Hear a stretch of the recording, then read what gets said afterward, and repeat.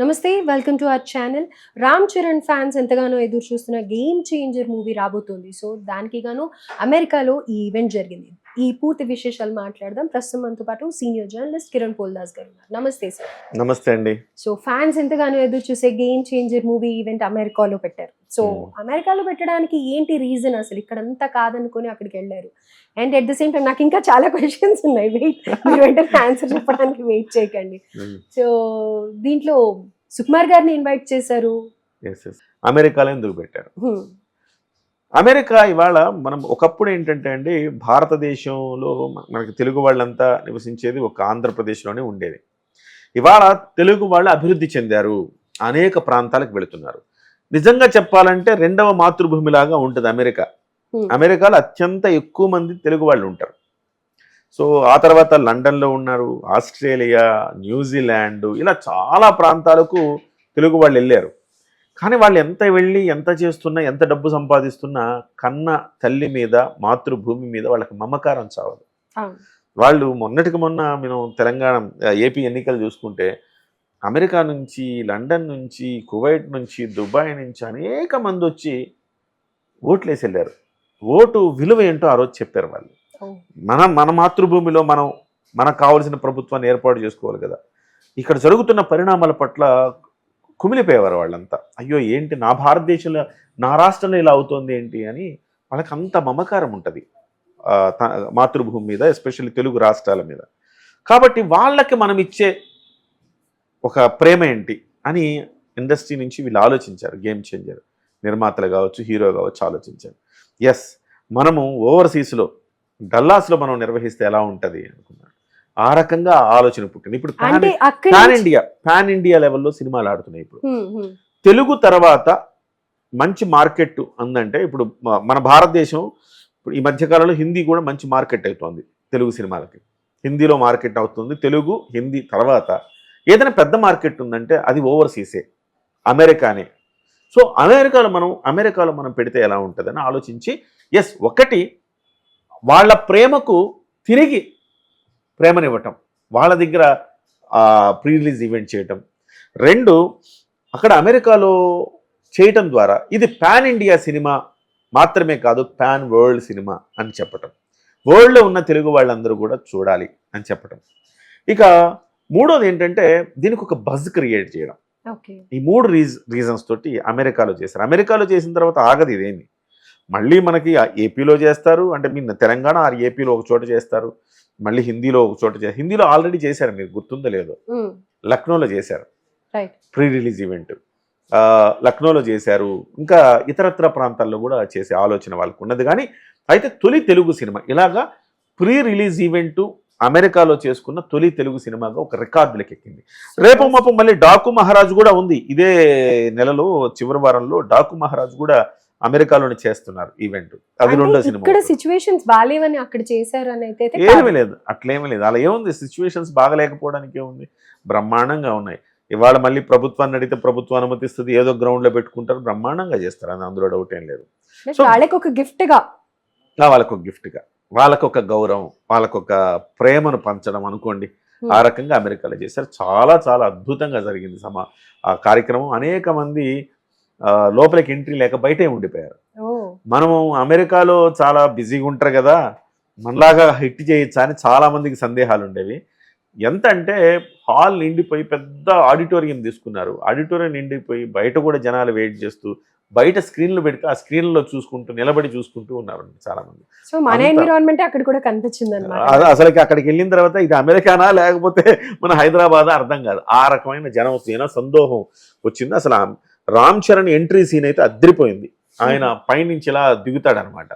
ఆయన స్టేజ్ మీదకి దిగుతున్నప్పుడు కేరింతలతోటి అసలు ఇందిరా బాబు ఇది అమెరికాలో ఉండేవాళ్ళేనా, ఒక్కొక్కళ్ళు ఎంతంత చదువుకొని ఎంతో నాలెడ్జ్ ఉంటే అమెరికా దాకా వెళ్తారు కదా. అమెరికాలో పెద్ద పెద్ద ఉద్యోగాలు చేస్తున్న వాళ్ళు అంటే అందరు చిన్నపిల్లలు అయిపోయి గేమ్ చేంజర్ ఈవెంట్లో కేరింతలతోటి, హర్షధ్వానాలతోటి ఆయనకి స్వాగతం పలికారు. ఆ తర్వాత కొన్ని ఈవెంట్లో కూడా చాలామంది చాలా చక్కగా మాట్లాడారు. ఈవెంట్ కూడా ఒక సూపర్ బజ్ని క్రియేట్ చేసిందని చెప్పాలి. ఓకే, సో బజ్ అయితే క్రియేట్ చేయడానికి కూడా ఇది ఒక స్కోప్ ఉందన్నమాట. అండ్ నెక్స్ట్ సుకుమార్ గారి గురించి అడిగాను నేను మిమ్మల్ని. సుకుమార్ గారు రావడానికి రీజన్ ఏంటి? సుకుమార్ గారు రావడానికి రీజన్ ఏంటంటే ఆయన ఇప్పుడు పుష్ప 2తో బ్లాక్ బస్టర్ కొట్టాడు. అలాంటి నిర్మాతను అక్కడికి పిలవటం రీజన్ 1.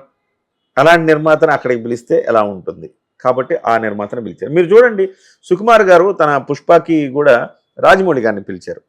ఎందుకు? రాజమౌళి గారు హిట్ ట్రాక్ ఉన్న డైరెక్టర్ కాబట్టి, బాహుబలి 2 ద్వారా ఆయన చాలా ఖ్యాతి గడించాడు కాబట్టి. అలాగే ఇవాళ పుష్ప 2కి ఏ రకంగా అయితే రాజమౌళి గారిని ఆహ్వానించారో ఈ సినిమాకి ఇవి లేటెస్ట్ హిట్ కొట్టిన సుకుమార్ గారిని ఆహ్వానించారు అక్కడ. పైగా రామ్ చరణ్ గారు సుకుమార్ గారు కూడా వర్క్ చేశారు కదా. రెండో రీజన్ అదే చెప్పబోతున్నా. రెండో రీజన్ ఏంటంటే రామ్ చరణ్ గారికి సుకుమార్ గారికి మంచి ర్యాపో ఉంది. రామ్ చరణ్ గారితో ఆయన ఒక మాట అన్నాడు, మీరు అబ్జర్వ్ చేస్తే. రామ్ చరణ్ గారితో నేను ఏ సినిమా చేస్తే ఆ సినిమా వరకు ఆ హీరోతోనూ ఆ వాళ్ళతోనూ ఆ క్రూతో మాట్లాడుతుంటే తర్వాత నేను టచ్లో ఉండను, నెక్స్ట్ ప్రాజెక్ట్కి వెళ్ళిపోతాను, ఆ ధ్యాసలో ఉంటా. కానీ ఒకే ఒక్క హీరోతో ఎప్పుడు నిరంతరం టచ్లో ఉంటా, పర్సనల్గా కూడా మాట్లాడుతూ ఉంటా, ఆయన రామ్ చరణ్ అని చెప్పాడు. రామ్ చరణ్ అలాంటి ఒక హీరో కాబట్టి రామ్ చరణ్ కోసం వచ్చానని చెప్పాడు. రెండోది. మూడోది, ఆయన దర్శకుడుగా ఆయన శిష్యుడు ఎవరైతే ఉన్న సానా బుచ్చిబాబు నెక్స్ట్ రామ్ చరణ్ గారితో ప్రాజెక్టు మొదలైంది. ఆ రకంగా కూడా అది కూడా తన శిష్యుడు ప్రాజెక్టే మొదలైంది కాబట్టి ఆ రకమైన బాండ్తో కూడా ఆయన రావటం జరిగింది. ఇంకోటి ఏంటంటే ఈ శంకర్ గారి సినిమాలు చూసి నేను ఇన్స్పైర్ అయ్యేవాడిని. అసలు షార్ట్ ఎట్లా తీయాలి ఏంటి అనేది మీ సినిమాలు చూసే నేర్చుకున్నాను కాబట్టి ఆ గౌరవం ఉంది ఆయనకి, అందుకోసం ఏడుకొచ్చారు. ఇట్లా పలు రీజన్స్ తోటి సుకుమార్ గారు రావటం. సుకుమార్ గారు చాలా బాగా చెప్పారండి. జాతీయ అవార్డు కొడతాడు జాతీయ అవార్డు కొడతాడు రామ్ చరణ్ అని చెప్పారు ఆయన. అంటే రామ్ చరణ్ గారి పెర్ఫార్మెన్స్ రంగస్థలంలో అద్భుతం. జాతీయ అవార్డు రావాలి ఆయనకి, కానీ జాతీయ అవార్డు రాలేదు, త్రుటిలో పోయింది. కొంత ప్రయత్నం కూడా చేసుకోవాలి. జాతీయ అవార్డు రావాలంటే మా సినిమా ఒకటి ఉందిరా బాబు అని చెప్పాలి. ఊరికేదో అప్లై చేసి వదిలేస్తే అవ్వదు, ప్రతి ఒక్కరు చేస్తారు ఆ పని. సో దాంట్లో వెనకబడి పోయిందనమాట. ఆ తప్పు ఈసారి పుష్పకి జరగకుండా చూసుకున్నారు వీళ్ళు. సో ఇందులో రామ్ చరణ్ గారు అద్భుతమైన పెర్ఫార్మెన్స్ చూపిస్తారు.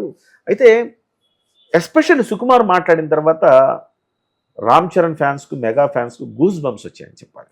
ఎందుకంటే ఇప్పటి వరకు సినిమా ఎలా ఉంటుందో అన్న ఒక మీమాంసలో ఉన్నారు అందరు ప్రేక్షకులు. ఎందుకంటే మెగా ఫ్యాన్స్కి ఒక చిన్న అసంతృప్తి ఉంది. ఏంటి, శంకర్ గారి సినిమా భారతీయ 2 పోయింది, ఆయన అంత బజ్లో అంటే అంత దీంట్లో హిట్ ట్రాక్లో లేడు ఆయన. సో ఈ సినిమా మరి కొట్టగలుగుతాడా లేదా అన్న ఒక చిన్న భయంలో ఉన్నారు. దాన్ని పటాపంచలు చేస్తూ సుకుమార్ గారు చెప్పిన అంశాలు చాలా చాలా అంటే ఆయన ఏం చెప్పారు, first half super hit, interval block buster, క్లైమాక్స్కి వచ్చేటప్పటికి రామ్ చరణ్ నటన ఇరగదీశాడు, ఇది జాతీయ అవార్డు పక్కా దీనికి అని శంకర్ గారు కూడా చెప్పారు. సెటిల్డ్ పెర్ఫార్మెన్స్ చేశారు అని.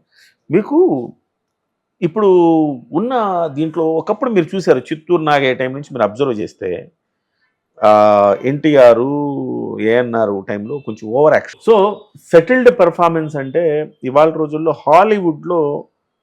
హాలీవుడ్లో ఎప్పుడు కూడా బిహేవ్ చేస్తారు, యాక్ట్ చేయరు. యాక్టింగ్ అంటే కొంచెం మనకి తెలిసిపోతూ ఉంటుంది, బిహేవ్ చేస్తే ఆ క్యారెక్టర్లో పరకాయ ప్రవేశం చేయడం. సో ఆ రకంగా రామ్ చరణ్ గారు బిహేవ్ చేస్తారు, ఏ పాత్రలోకి వెళ్ళినా బిహేవ్ చేస్తారు. ఆ సెటిల్డ్ పెర్ఫార్మెన్స్ రావటం ఎట్లా ఉంటుందంటే ఆ బిహేవ్ చేసి సెటిల్డ్ పెర్ఫార్మెన్స్ వస్తుంది. మీరు RRR చూశారు, RRRలో ఓపెన్గా ఉంటాడు జూనియర్ ఎన్టీఆర్, కానీ రామ్ చరణ్ క్యారెక్టర్ ఓపెన్గా ఉండటానికి లేదు. ఒకవైపు ఆయన వాళ్ళ ఆర్మీలో ఉంటాడు, వాళ్ళ పోలీస్ ఆఫీసర్గా, వాళ్ళ గవర్నమెంట్ సర్వీస్లో ఉంటాడు, బ్రిటిషర్స్ సర్వీస్లో. అదే సమయంలో తన వాళ్ళ పట్లే తాను కర్కశంగా వ్యవహరిస్తున్నాను అన్న ఒక బాధ గుండెల్లో ఉంటుంది ఆయనకి.